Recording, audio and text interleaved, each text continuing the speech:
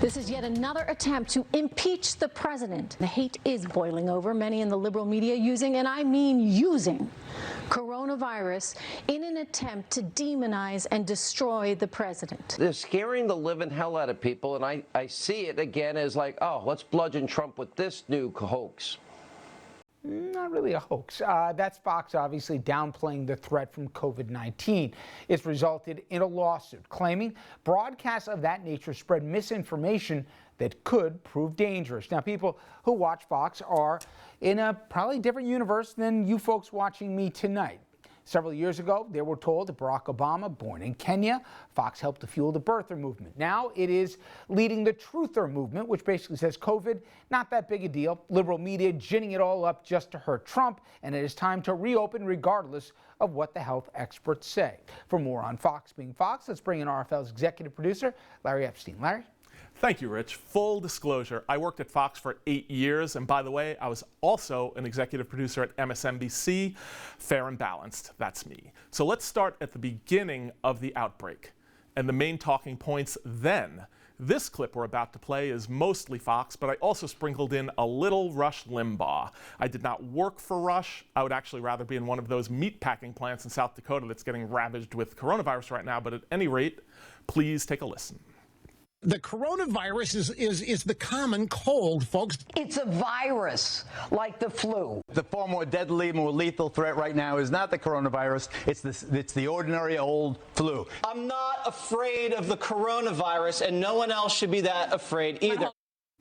By the way, I'm not a doctor, but those folks are definitely not doctors, and even I know that COVID is not the flu. It's like nothing we've seen in our lifetimes. That's why there's all the insanity right now in this country. It has no cure, and nobody knows what it will do.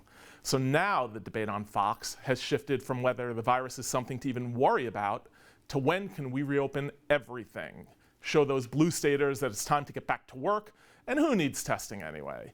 So for that, the one and only Tucker Carlson. Just today, the San Francisco Bay Area announced it'll be extending its lockdown until the end of May. That's 5 weeks from now.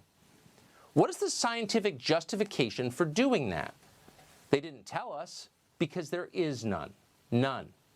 You may remember what they first told us back in February and March. They said, we have to take radical steps in order to, quote, flatten the curve. Well, 6 weeks later, we're happy to say that curve has been flattened, but it's likely not because of the lockdowns. The virus just isn't nearly as deadly as we thought it was. By the way, that was from late last month. The death toll at that point when Tucker was going on and on was about 58,000 Americans. And we don't even really have time, Rich, to debunk everything else that Tucker just said in those 40 seconds. First up, who do you think influences who more? Listen, just yesterday, the president, he saw some note from somebody on Fox that was going after, I thought, impossibly the most nonpartisan unifying message from from President Bush.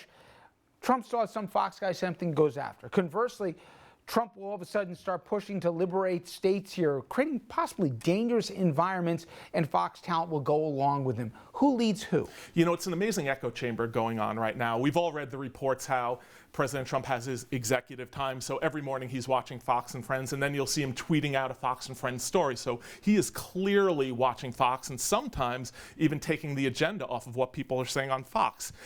People like Lou Dobbs, Sean Hannity are actually advising the president, as insane as that may seem.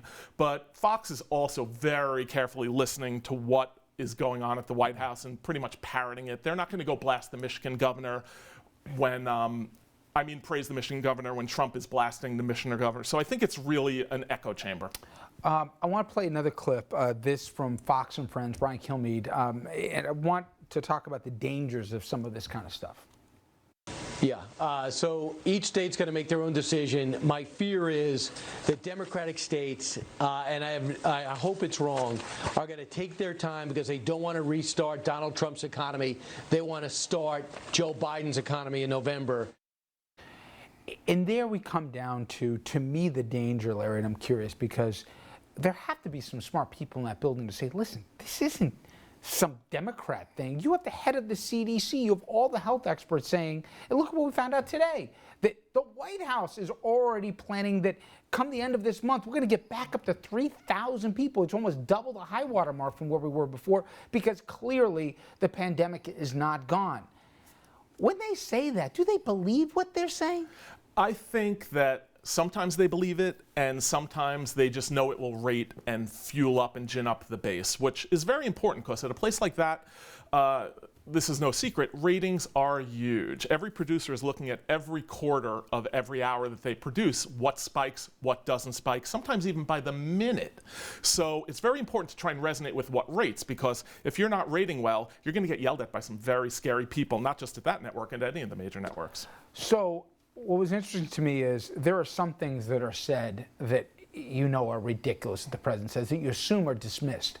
But some of these poll numbers say, if the Fox anchor goes on and says the president's completely innocent of everything, don't listen to what was on that Access Hollywood tape here, don't believe the evidence that you've seen turned over to you, they believe it. I think the numbers here are 79% of Fox News viewers believe basically whatever they hear on the air, and less than 40% say they're even worried about COVID. To me, Larry, that's Exhibit A about the dangers of what they hear and believe. Oh, absolutely. And actually the lawsuit that we referenced up at the top is they were saying in the suit that it was possibly dangerous what was being spread because exactly people won't listen to social distancing, they won't. And Fox apparently was concerned about the suit. They thought they had some real exposure. Gabe Sherman, Vanity Fair, exactly. We had mentioned that he reported that they were worried about getting sued, and lo and behold, they are getting sued. They're hiding behind the First Amendment, by the way, to protect it. But the Fox viewer is very loyal and dedicated. So you have an older viewership, they're set in their ways. Largely, they're probably watching Fox and only Fox. So if Fox is saying it, they're going to believe it. We've all spoken to these people. And listen, there's one thing with toxic political environments, that's never healthy. But when you're doing it in the middle of a health crisis and giving this information, then it gets really dangerous. Great job, Larry. Thank you.